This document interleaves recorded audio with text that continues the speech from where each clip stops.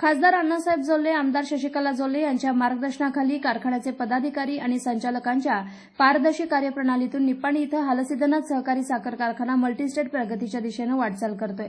कारखान्यानं आज अखेर सर्व क्षेत्रात यशस्वी कार्य सुरू केले। तांत्रिक बाबतीत देखील कारखान्यानं यशाचं शिखर गाठलंय। 2022-23 गळीत हंगामात कारखान्यानं केलेल्या तांत्रिक बाबीची दखल घेताना राज्यातील सहकारी साखर कारखान्यांमध्ये सर्वोत्कृष्ट तांत्रिक पुरस्कारासाठी निवड करण्यात आली होती। या पुरस्कारानं कारखान्याच्या यशस्वी वाटचालीत हा मानाचा तुरा मानला जातोय।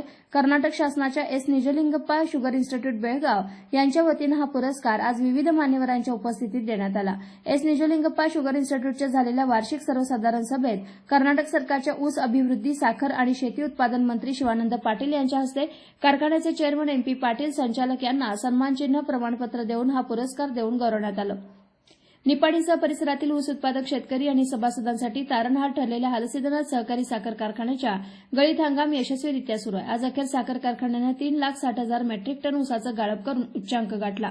हा पुरस्कार मिळण्यासाठी कारण असलेले ऊस उत्पादक शेतकरी, सभासद, कारखान्याचे मार्गदर्शक खासदार अण्णासाहेब जोल्ले, आमदार शशिकला जोल्ले, सर्व संचालक, अधिकारी, कर्मचारी यांचे आम्ही कृतज्ञ आहोत, असं कारखान्याच्या वतीनं सांगण्यात आलं।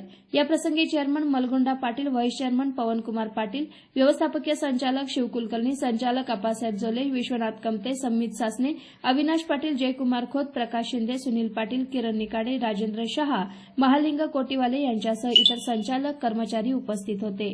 एसबी न्यूजसाठी निप्पाणीहून शिवाजी भोरे। राजकीय, सामाजिक, आर्थिक असा सर्व घडामोडींचा आढावा पाहायला विसरू नका एसबी न्यूज चॅनल आणि नक्कीच सबस्क्राइब करा।